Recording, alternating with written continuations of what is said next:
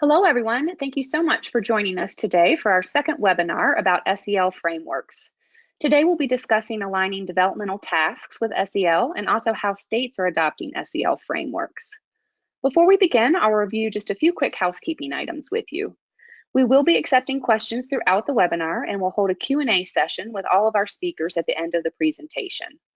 We're going to kick off the Q&A with a few of the questions that were asked during the webinar registration process, and then we'll move to the questions that you send in during the webinar. To ask a question, just type it into the top box on your control panel. You have a chat box that has two sections. Type the question into the top box and then push send, and I'll get your question and I'll put it into the queue to be answered during that Q&A period at the end. If you have a question for one of our panelists specifically, please be sure to include his or her name along with your question so that we're sure to get it directed to the correct person. All of our panelists will jump in and answer questions as appropriate, but if there's someone that you particularly want to have address your question, just let us know. If you experience any technical difficulties during the webinar, you can use that same chat feature to get my attention, and I'll do my best to resolve the problem for you. Now I'll take just a moment to introduce our three speakers. Suzanne Denham is going to begin our discussion today. Suzanne is an applied developmental psychologist and university professor emerita of psychology at George Mason University.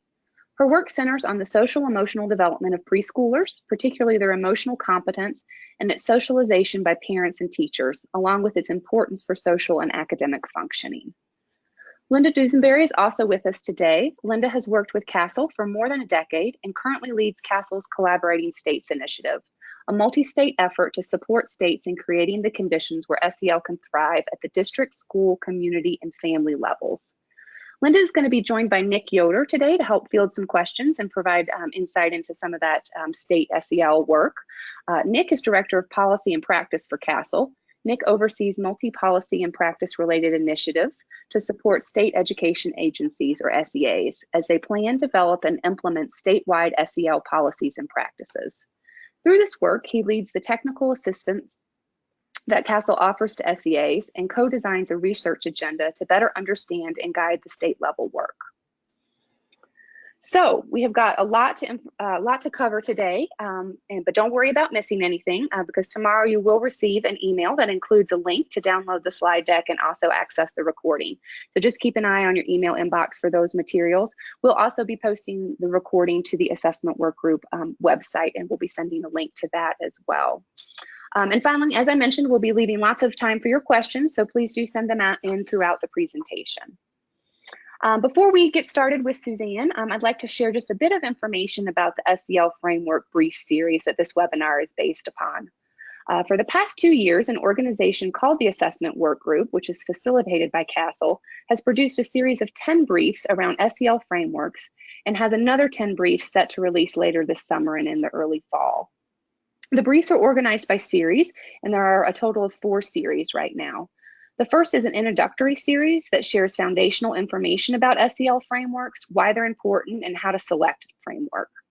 The comparative series provides guidance on how to select and align SEL frameworks, using them to build educator understanding, and the one that we're going to be talking about today, how states are implementing SEL frameworks. In the special topics series, the briefs include the developmental topic that Suzanne's going to be talking about, along with briefs that are focused on equity and cultural responsiveness within social and emotional learning. The final series, and this is the one that's going to be coming out in August of this year, is the descriptive series, and that one will describe 9 commonly used frameworks and rate them using 10 specific criteria. So do keep an eye out for that new series that's coming out. And if you haven't had an opportunity to look at these ahead of this webinar, you can access all of the SEL framework briefs on the Assessment Work Group website, which is casel.org/assessment-work-group. And I'll chat that out to you here in just a second, so it'll pop up on your screen, and then we'll also include that URL in the email that you'll get tomorrow. So I do encourage you to take a look at these briefs, but for the moment, we're going to hand things over to Suzanne, who is going to take a look at the Keeping SEL Development brief. Thanks, Emily. I appreciate participating in this today. Let me get started talking about development. One of the greatest joys of working with children and youth is watching their long-term growth and learning progression. For example, In social emotional learning, or SEL, kindergartners who first learn to share with peers can grow up to be teenagers who work together to publish school newspapers. In terms of SEL, as children grow, their understanding of themselves and others becomes increasingly complex. They experience and take in more novel situations, behaving differently too as their brains grow and develop. This growth and change process, known as development, can and should serve as a vital benchmark when shaping SEL instruction and assessment. That is, social and emotional competencies are dynamic, complex, and evolve throughout a child's life. A child's age and developmental level impact what he or she knows and can do in SEL, and how they express their social emotional competencies. In fact, there are clear developmental overarching tasks at each age. And here on the first slide, I show some of the bigger developmental tasks. So for preschoolers, what they're really concentrating on is beginning coordinating interactions with peers and adults while maintaining regulated emotions. No small task. And when we move into elementary school, the focus is very clearly on the centrality of peer interactions and relationships, and acquiring more sophisticated social emotional competencies like social problem solving. And then in high school, uh, there's a boom in self-exploration and more complex yet social emotional competencies, as well as being able to apply them to more abstract situations and groups. So when educators understand and act upon the knowledge that these tasks exist, they use a developmental lens.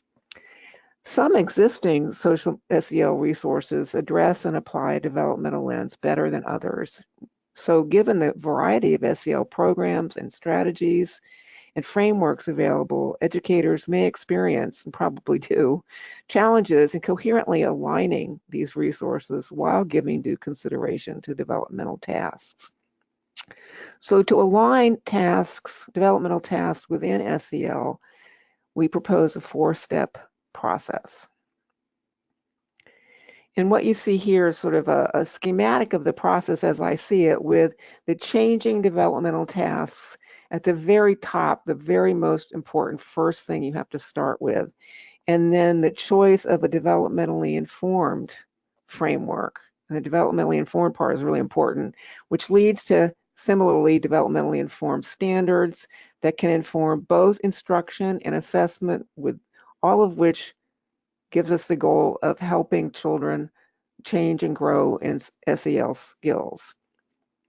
So in this hypothetical case depicted in the figure here, there is successful developmentally informed SEL alignment. There are essentially four steps to successful SEL alignment with all these overarching developmental tasks in mind. First is the framework developmental. Second, can the framework support translation into coherent standards of learning? Third, can these standards then directly translate to instructional goals and practices? And fourth, and finally, can the framework standards and practices support developmentally informed assessment? So what I want to do today in the remaining time I have is to go through these steps. The overarching goal is to consider development while integrating SEL within educational practice. So let's first talk about frameworks. Educators can use frameworks as a starting point for aligning SEL evidence and considering how to create standards to guide practice and assessment. An SEL framework is an organizational system that defines and describes social emotional competencies, usually based on evidence from a more complex set of theories. So frameworks should serve as a foundation for SEL alignment. Starting with a developmentally informed framework helps educators bring sound evidence to their SEL alignment process. Thus, to use a developmental lens I was referring to earlier, educators should first examine frameworks to determine whether they align with developmental tasks. As an example, the CASEL Core Competencies framework you see here provides an evidence-based model for 5 social emotional competencies: self-awareness, self-management, social awareness, relationship skills, and responsible decision-making. These competencies are implicitly developmental. They remain relatively constant in their importance across time, but how these competencies are expressed cognitively, emotionally, and behaviorally changes as children grow. This distinction is very important. Development includes not only the idea that some things change, but the idea also that some things stay the same. So in this example, the general area of competency remains important, but the skills acquired across ages may change as key developmental tasks and subtasks also change. So for our purposes here today, I'd like to use emotion knowledge as an example. It's an important competency across several frameworks and within the self-awareness and social awareness parts of the CASTLE framework. And our question will be, as we go through the next slides, is how does emotion knowledge look when expressed by preschoolers, elementary school children, and teens, and how can we use a developmental lens to help us with standards, practice, and assessment? Okay, to go back to our four-step process of making sure our SEL work is developmentally informed and aligned, educators should first examine frameworks to determine whether they clearly enunciate developmental tasks and subtasks or skills. In our example, one would ask, does the framework chosen include consideration of understanding emotions as it differs across age ranges? So for example, elementary and middle school children may display their emotion knowledge by including others who differ from them into their friendship group, seeing that being excluded makes others sad and lonely. So they're applying their emotion knowledge subtask to the bigger peer developmental task. In high school, a student could show emotion knowledge by writing an editorial about inclusiveness. More abstractly, how its lack places an emotional burden on both those excluded and included. So what they would be doing would be applying the emotion knowledge subtask to a bigger task of complex abstract thinking. So what we've done here is to create a rubric useful to educators with which to evaluate framework's developmental lens. The first row is how well does it cover all aspects of SEL in sufficient detail? And then secondly, in the second row, how can these details translate into standards, which is our second step in the four-step process. So we have evidence, absent, partial evidence, and full evidence. So hopefully this could be useful to you. But picking a framework alone cannot fully guide educators' practice. We must take frameworks a step further. So in this slide, we're recapitulating the process we earlier showed in the figure. The rows represent examples of applying a developmental lens to the emotion knowledge competency across developmental tasks and frameworks, standards, instructions, and assessment. Columns represent differing ages. So with an evidence-based, developmentally task-informed framework in hand, educators can move to the next step in our four-step process, developing developmentally appropriate learning standards and benchmarks. In this step, educators can translate the framework's foundation to define how social emotional competencies look at each grade. So what I've got here is examples of what the developmental subtask or skill would be for emotion knowledge for each age. Preschoolers recognizing and identifying emotions, elementary school kids using thinking to control emotions, high school kids using understanding simultaneous emotions, for examples. And then moving into standards to be able to write standards associated specifically with those skills, as you can see here in our examples.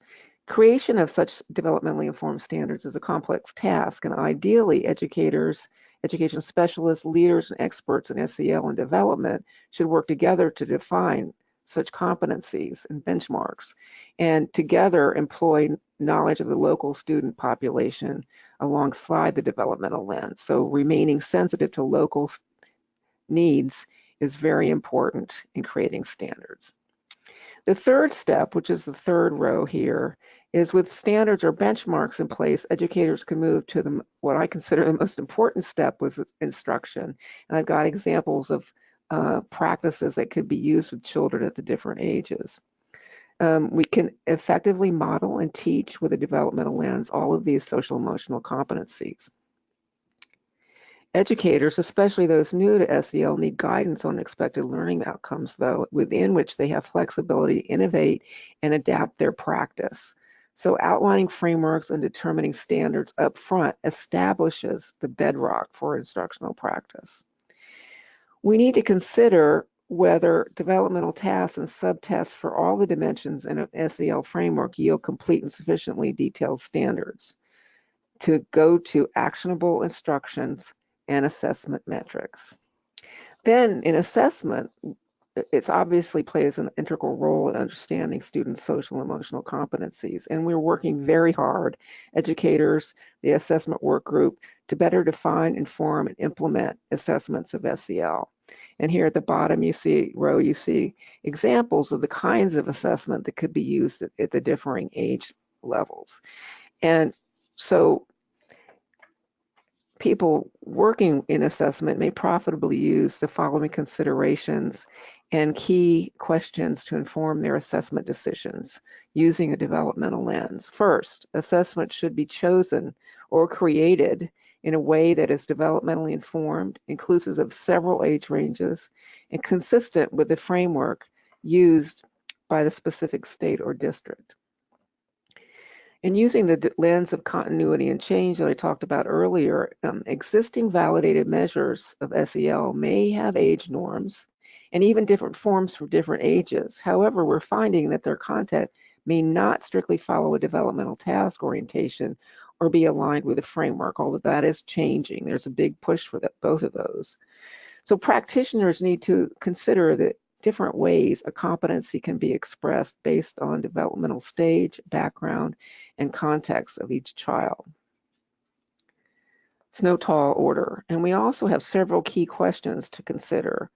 How do you recognize and assess SEL in the more quiet students? And this is what we're talking about in this slide. English language learners, students with other documented disabilities, children from other cultures. How would SEL assessment be informed using a strength-based lens to help children learn and grow rather than label them? So if we take these key questions or key points in this slide to heart, I feel like in some ways, and not necessarily always, but formative assessment may be especially useful. Summative assessment gives a one-shot glimpse into how a child is feeling on a single day. But because of variation in student population, as well as the context, developmental level, and culturally specific ways that SEL develops, we may need to look at assessments that are more formative in nature and conduct them with the goal of improving competencies and instructions specifically. Okay, and my final slide is a rather busy one, but you don't need to look at it all right now. You can get the slides as Emily said, and I would be happy for you to email me. I think you're all going to get email information for us. Just to say that in this slide I have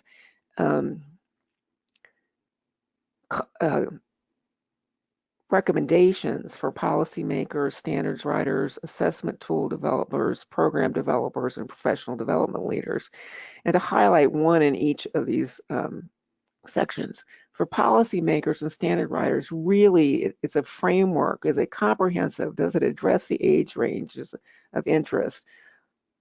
Hopefully pre-K through high school, which is not always easy. And policymakers and standard writers could use different frameworks for different ages, but I wouldn't recommend that. In terms of assessment tool development, again, choose and create tools that include different developmental tasks and subtasks across ages. And finally, for program developers and professional development leaders, particularly when creating new program or instruction and training in it, you must consider appropriate developmental tasks. Are they clearly addressed with room for change across time during the period that you're using programming or training teachers to use particular teaching practices? So that's what I have to share with you today, and I'm looking forward to your questions. Thank you. Thank you, Suzanne. And yes, definitely, if you've got questions for Suzanne, please send them in to us and we'll get them in the queue to be answered during that Q&A. And now we're looking forward to hearing from Linda. Thank you. Thanks, Suzanne, and thank you, Emily. I'm happy to be a part of the conversation today and to share our state frameworks brief and what we've been learning from CASEL's work with states. I'm also especially delighted to be on the webinar today with Suzanne, whose guidance the CSI teams, the state teams we work with, consider critically important in creating evidence-based, high-quality developmental benchmarks and related guidance to advance SEL. And I'm also happy that Nick Yoder, my great partner in state work at CASEL, as well as the co-author on the brief, will be on the call and also available to answer your questions. So could I have the next slide, please? Thank you.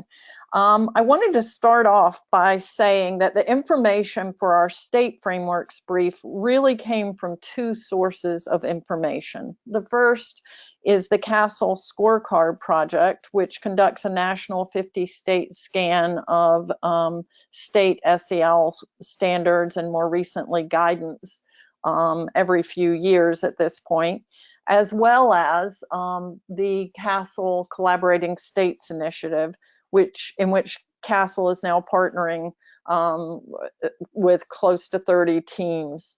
And if you're not familiar with it, the interactive map pictured on the left is on our state scorecard webpage, and I'd encourage you to explore that if you're interested in what different states are doing. Could I have the next slide, please? So CASEL has really been working, as I say, with states for many years, the last decade and a half, really. In 2004, CASEL was part of the working group that helped Illinois become the first state to develop K-12 SEL standards. And since then, CASEL worked individually with a number of states. But the CSI formally launched in 2016. And the CSI, the Collaborating States Initiative, is a community of practice designed to help states create state teams, usually in state education agencies, create statewide conditions to encourage what we refer to as equity-focused, evidence-based, systemic, social, emotional, and academic learning in districts and schools. We hold national and regional meetings and webinars. We also develop and share process tools and resources to support state teams, and we provide technical assistance. The graph on the left of this slide begins when the CSI formally launched in 2016, shortly after passage of ESSA. And you can see we've seen rapid growth since then, from 8 states at our initial meeting in 2016 to 28 states and 1 territory at our most recent meeting this past March. And since then, we're connecting to even more states. Each state is unique, and the state plans for SEL within the CSI are always customized, but there are commonalities, and the bullets on the right show you some of the commonalities we see in terms of how states approach the work of advancing SEL, of creating these conditions for statewide SEL. First, and we're talking about this today, some of the states are developing learning standards or competencies for SEL. They're articulating what students should know and be able to do with regard to social and emotional learning. Some are developing other kinds of guidance to support social and emotional development in students. Some states are integrating SEL with academics and other priorities, such as equity or academics, and some are supporting professional development. The ways they do this are varied. But I should also say that more recently, as many states have been completing some of these initial policy foundation pieces, we see them also thinking about how to more directly support the work in districts. And by the way, we're calling them learning standards in the state frameworks brief and in this webinar, but just so you're aware, not all states actually call them learning standards. They're often called competencies or benchmarks or learning goals, for example. So the next slide, please. So to return for a second to the state scorecard project, I just wanted to say that based on the scan, we're witnessing tremendous growth in the number of states adopting not only competencies and standards, but also guidance to support implementation of SEL. By 2018, if you combine the number of states that had developed SEL learning standards with other states that were sharing high quality guidance for SEL, we found in our most recent state scorecard brief that more than half the states in the country were doing one or the other or both of these things. So, so we used the state scorecard project data to identify the 14 states that at that point had adopted K-12 SEL standards, and we more deeply analyzed them for this brief. And if I could have the next slide, please. As I said, we've been conducting scans every few years, and by 2018, 14 states had adopted K-12 learning standards.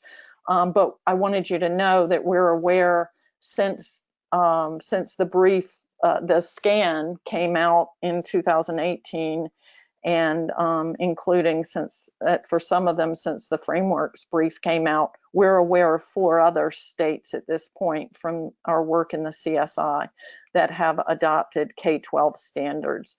So this is a very fast changing landscape. Next slide, please. So the purpose of the frameworks brief specifically was to explore and examine the SEL frameworks reflected in the 14 sets of K-12 learning standards that had been released by last year. And we were curious how much state frameworks aligned with the CASEL framework. We were especially interested in whether state teams were creating developmental benchmarks for SEL and how they were also connecting SEL to equity. And we wanted to know whether and how they were connecting SEL to other state priorities such as academics, mental health, whole child, workforce readiness, school climate, multi-tiered systems of support, or PBIS. Next slide, please. So this is table 1 from page 4. There's a lot going on here, and I don't want you to try to understand all of it. I'm going to walk you through it, but it's really important in beginning to answer some of the questions I just laid out. So I wanted to be sure to draw your attention to this table.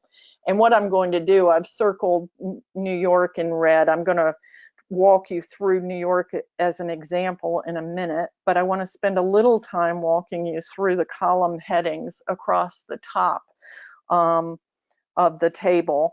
Notice that in the first column heading on the left, we were looking at whether or not states were using the CASEL framework. The second column is rather than a state-specific framework. And if you continue across to the right, we were interested in whether they had articulated developmental benchmarks, whether they had integrated SEL with academics, whether they had connected to equity and other frameworks, as I mentioned, like mental health or whole child. And in the last 4 columns, we looked at whether each state had also provided support for implementation.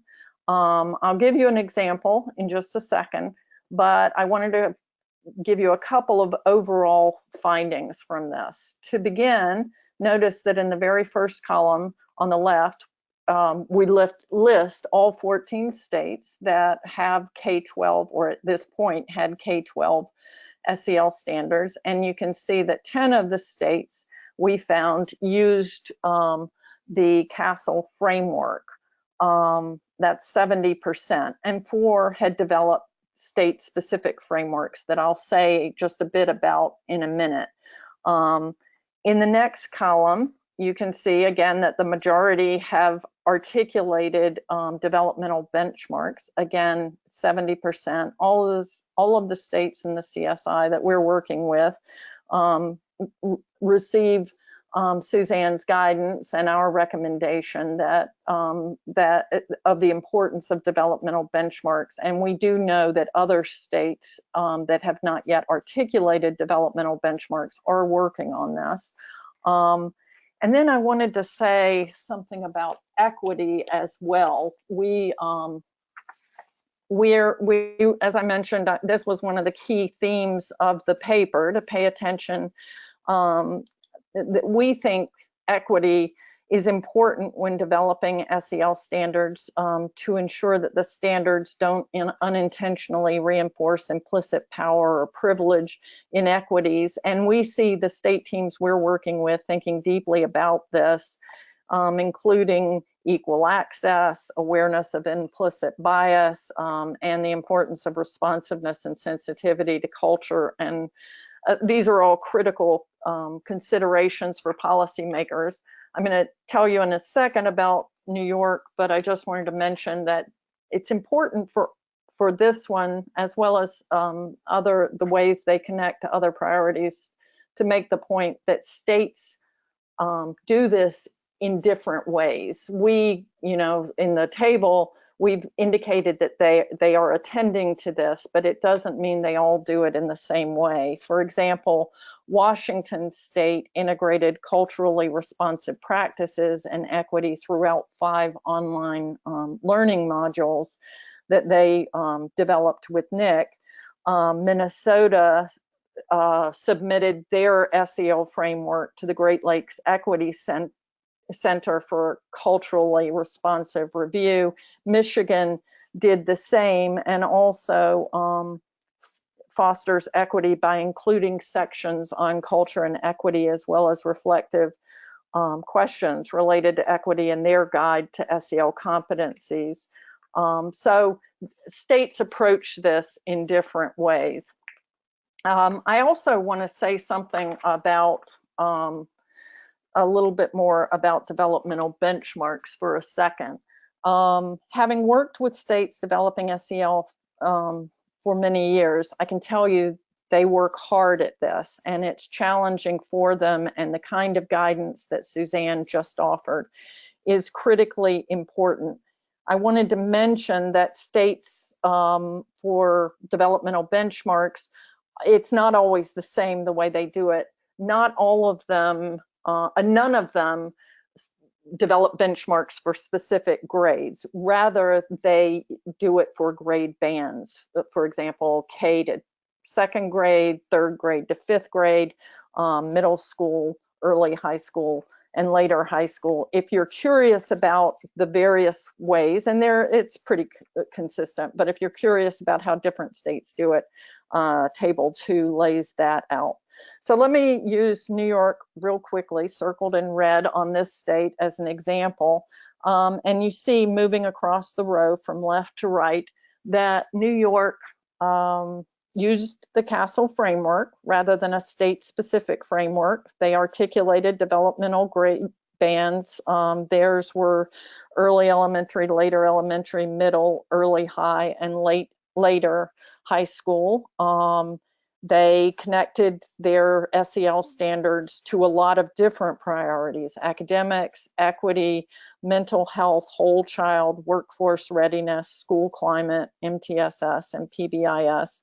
And in addition, we see in the last 4 columns that New York provides guidance for implementing SEL by offering instructional practices to support SEL and providing guidance for professional learning. New York has a really beautiful document that you can find, and I'll say a word about the appendices at the end as I wrap up here, but we have a link to the materials from New York, and they're really very nice. So the next slide, please.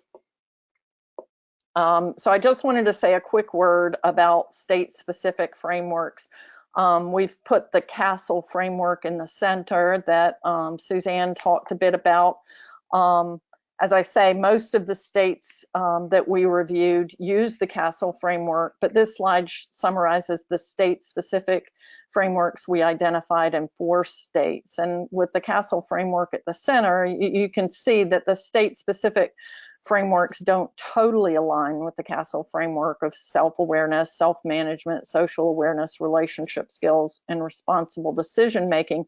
But I would say they all cover the relevant core competencies of the CASEL framework, and most, in fact, are pretty similar to the CASEL framework overall. Washington, for example, includes 6 rather than 5 competencies of self-awareness, self-management, self-efficacy, social awareness, social management, and social engagement. The exception perhaps is Maine, but even with Maine, they're covering the key core competencies like communication, which would overlap with social awareness and relationship skills, self-directed learning, that would overlap with self-awareness and self-management, and their creative problem solving and responsible citizen would overlap with CASEL's responsible decision-making competency. And the final slide, I just wanted to point out to you so you knew that it's kind of hidden at the back, but if you're curious about any of the states specifically, or you want more information about all of them, there is an appendix at the back. This shows you the appendix for Illinois, where we give more detail about a general detail as well as about their developmental benchmarks, about equity to the extent they've addressed it, and about their alignment to other priorities and how it has been carried out. And you can find links in these appendices. This is just the example for Illinois, but each of the 14 states has its own page at the very back of the brief. So feel free to take a look at that. And to conclude, I'd say there's a lot happening in states to advance SEL. It's a very fast-changing, exciting environment and landscape. We consider this a snapshot in time and look forward to having a lot more to report and share in coming years. I'm happy to answer any questions, and if you want to follow up with me afterward, after the webinar, that's also fine, and I'm happy to turn it back to Emily now so we can open it up for discussion. Wonderful. Thank you so much, Linda, for sharing these great examples of what different states are doing and what's highlighted in that brief. So again, I did send out by chat the link for those briefs. It appears that the first version of that link did not work, but I did send a corrected one. So you should have that, and we'll also send it out by email tomorrow as well. I also want to thank Suzanne for joining us and providing such valuable information about the social and emotional developmental brief. So before we begin the Q&A, again, just a reminder that we'll get that link out to the recording. I think some of you may have had a little bit of lag in your internet that caused some audio issues, but the recording should be crystal clear, and you'll be able to get that and listen to it at your convenience. And we encourage you to share it with your colleagues who might find this information helpful as well. So we do have some questions that have come in, and of course we got some questions ahead of the live webinar. So we're going to start with a couple of those, and then we'll switch gears to these ones that have come in live. So Linda, let's see. Sorry, let me just get my notes in order here. So you mentioned that not all states actually are calling the SEL standards. Could you talk a little bit more about that? Sure, and there are a number of reasons why that's the case. Learning standards, we recommend, at this point, every state is offering the standards for SEL as voluntary. And sometimes standards trigger requirements in terms of assessment. And so for that reason, sometimes states don't want to use the term standards. Some state teams feel because of the variability in development, the word standards is a little bit stronger than they want to use, and so they're more comfortable with words like benchmarks or goals. There has been backlash in the last few years, obviously, to Common Core, and sometimes the word standards triggers reaction on that. So for different reasons in different states, many states decide to use other terms, as I said, like benchmarks, competencies. Many of our states, or the state teams that we're working with in the CSI, are using the term competencies, but also learning goals. And I would invite Nick to jump in if he would offer any other comments about that. Looks like you're muted, Nick. Well, there we go. Sorry about that. No, Linda, I think you hit the key points of why states typically do not use the word standards and usually prefer the word competencies or learning goals. Yeah. Okay. All right, and Suzanne, switching gears to you. Can you describe research findings that document how certain social and emotional competencies develop from K-12? This is such a good question, but it's really hard to answer because to get anyone researcher to look at K through 12 in a comprehensive way is a bit tough. So I'm just going to give you some ideas of where to look. Because if I started describing K through 12 in all the different areas, it would take me till tomorrow.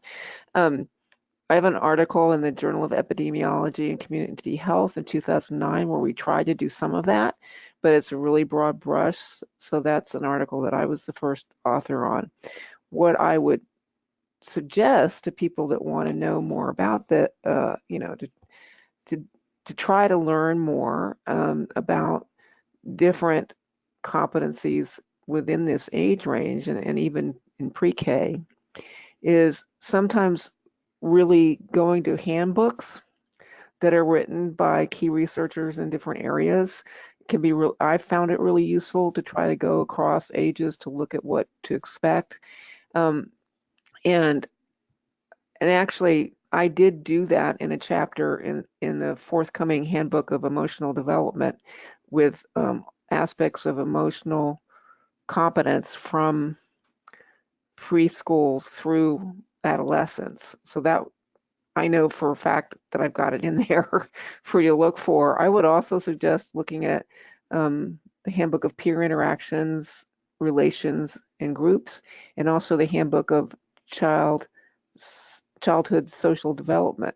Really good resources for not necessarily speaking the exact language of, say, the Castle framework, but not far off. And then also I found, and I haven't done any kind of comprehensive look at benchmarks and standards that Linda and Nick have done, but when I was looking at these to create the developmental brief, I was impressed with the content in the Illinois standards as well as those specifically for Cleveland and Anchorage. And so I think that maybe, to get your thinking started and to look at what other people have done in the benchmark area could be really, really useful because, they've already done that homework. But also I would recommend immersing yourself in some of these other sources. So that's what I would do. I think that was a great synopsis and a good place for folks to start. And as you said, we could have a whole webinar specifically on that topic.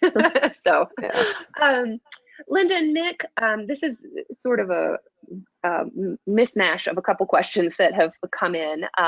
So the first part of the question is, could you talk a little bit more about the process states use to develop standards? And then we've had some questions around the state meetings, I think potentially with the CSI, and if those meetings include policymakers or are they primarily practitioners? And if policymakers are included, at what level are they included, district, county, and state?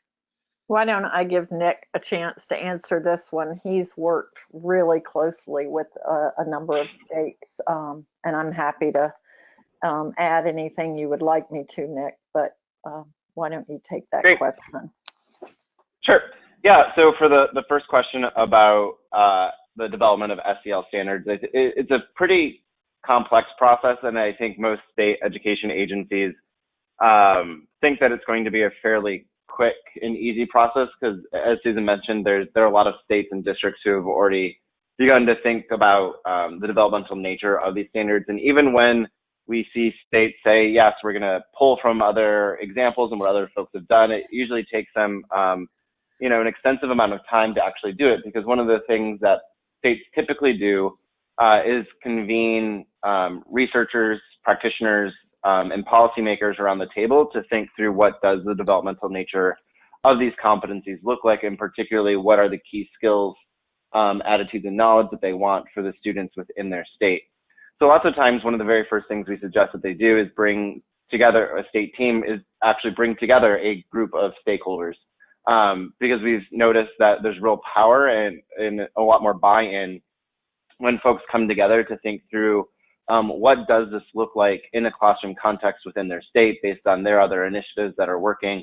And so they think about what are the different types of skills and competencies. As Linda mentioned, many still use the Castle Core 5 competencies, but then when you start drilling down into the benchmarks and then the developmental indicators underneath those benchmarks, it becomes a little bit more complex and nuanced. And I think one of the other primary issues that folks are really grappling with right now, and I saw that work a lot within the work that was happening in Washington State as they were developing theirs, is what does it then imply for culture and for equity, right? And how can we ensure that these competencies can be seen and developed and applied across different cultural groups, and ensuring that they have a cultural lens to them, so it's not seen as a white dominant approach to social and emotional development. And we're seeing a lot more of that kind of nuance being unfolded.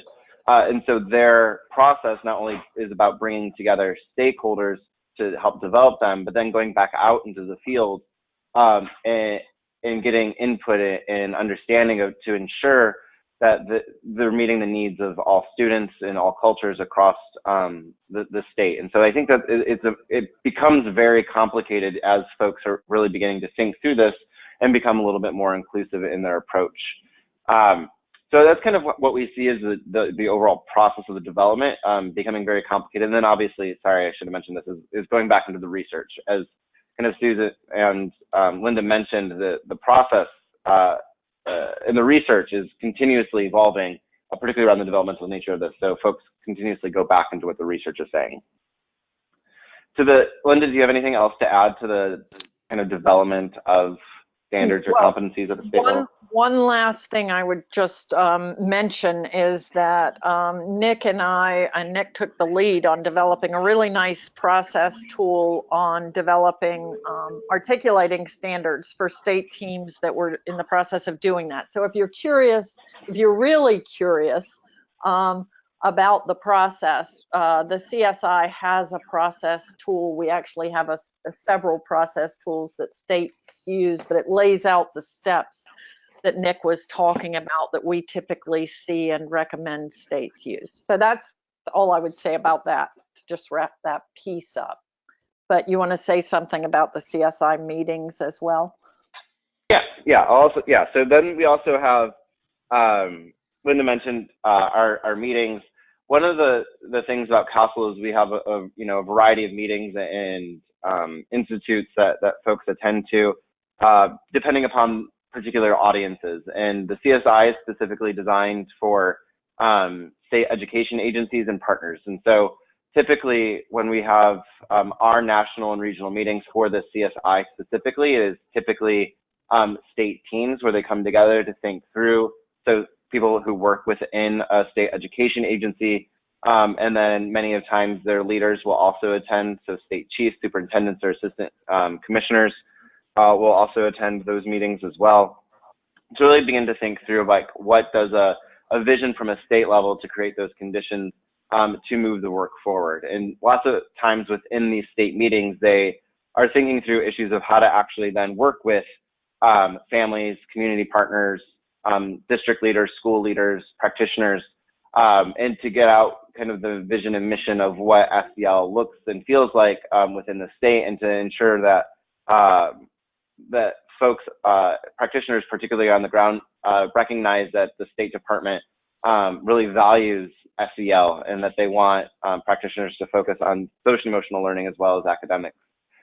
So our meetings specifically focus more at the the state policy side of things, but CASEL has other meetings for sure that hit on practitioners and district policymakers as well.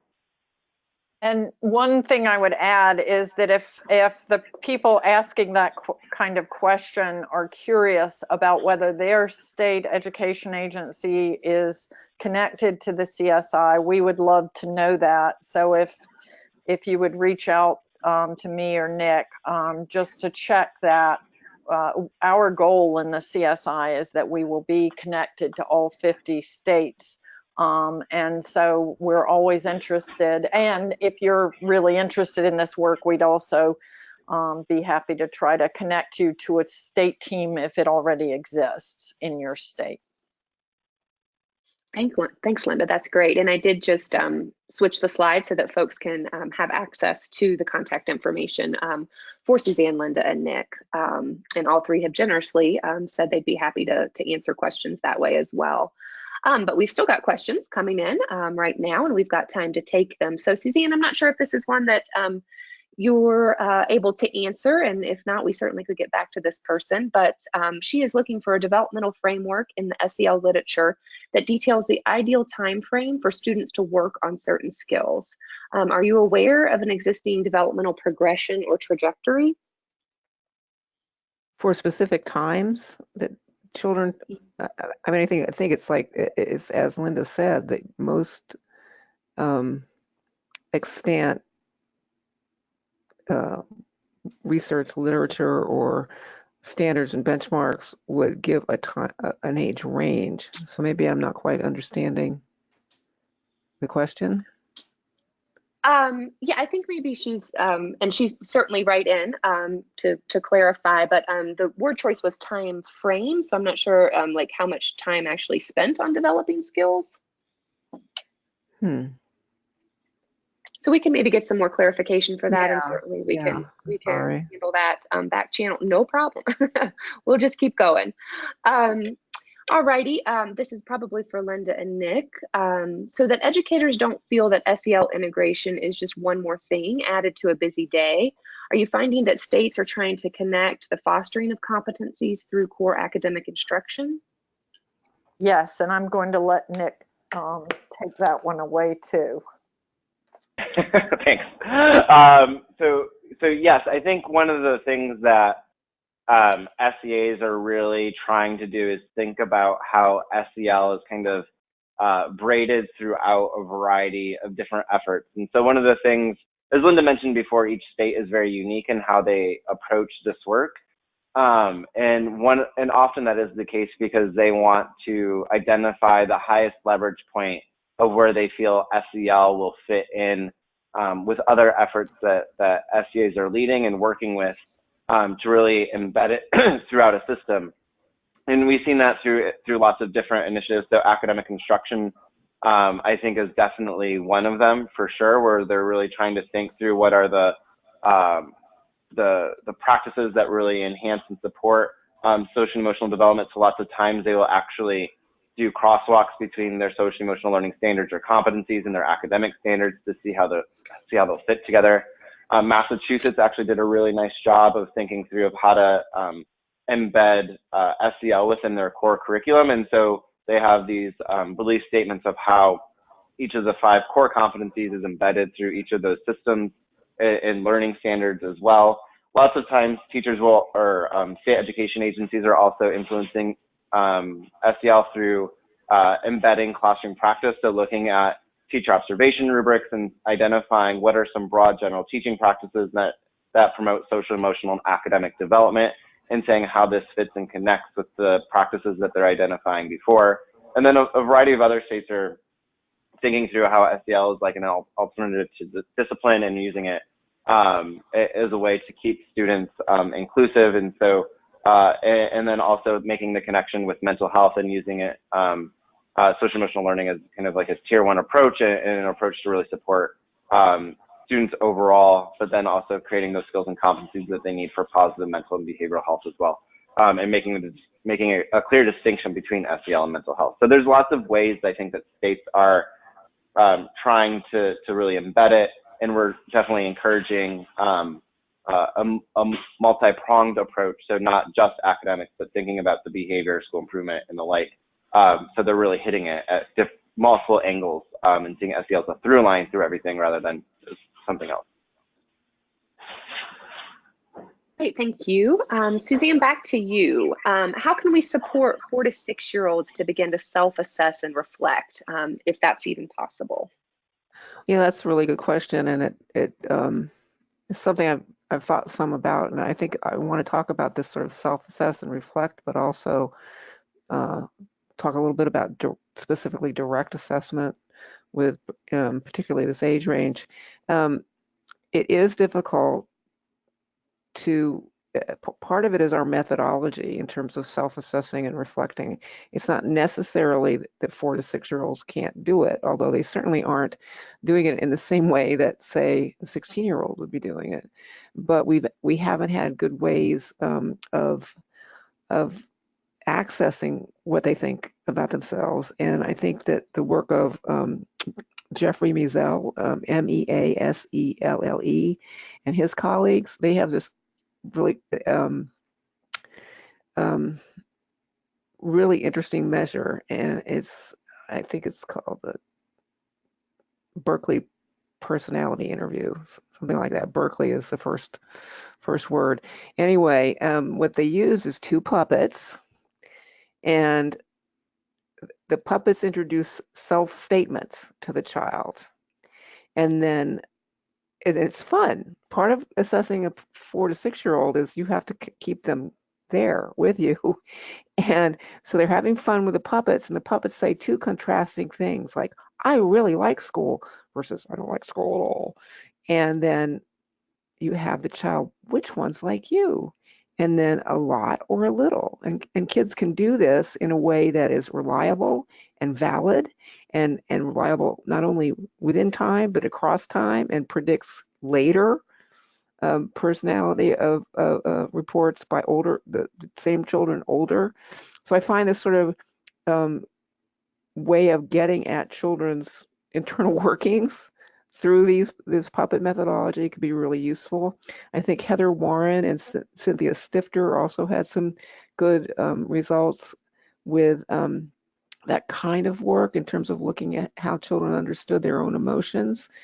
But I also want to give a plug for direct assessment, and I think that it is time consuming, it is expensive, so I understand that it can't always be used, but when it can give us a window into what children, particularly young children, are capable of thinking about, what they think about emotions and social interactions.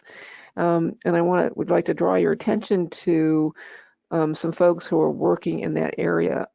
Clark McCown, who is on the assessment work group, is one person who is doing that.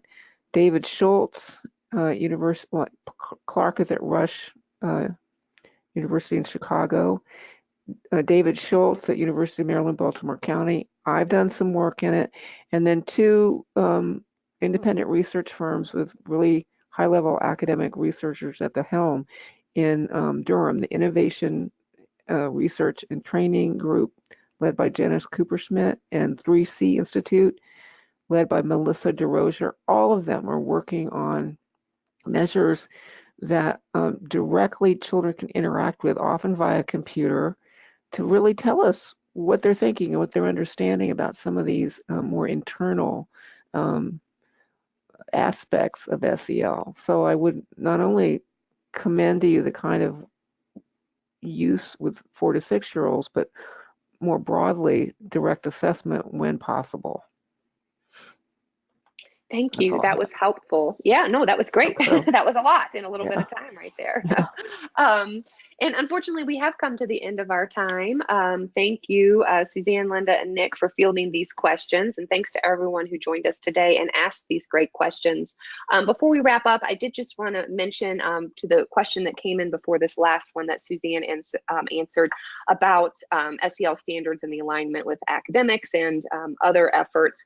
The CSI webpage that's part of the castle.org site does have a whole section on the integration of academics or with academics and with other efforts such as mental health. So that can be a good resource. And in general, the castle.org site is a wonderful resource, as I'm sure many of you are aware. And the assessment work group website also has a lot of information, as well as these briefs that we've been discussing today on it. So in the email that you get tomorrow, you'll get the link to the recording, as well as the links to some of these resources that we've mentioned today. So do keep an eye on your inbox for that information tomorrow. And also, if we could just ask you to take just a minute or even less when you log off from the webinar to answer a short survey. It will pop up when you log off.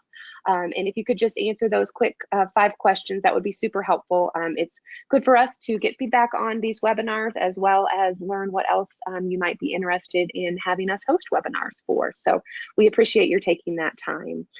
One last big thank you to Suzanne, Linda, and Nick for joining us. And we hope everyone has a wonderful afternoon. Thank you all. Thank you. Thank you.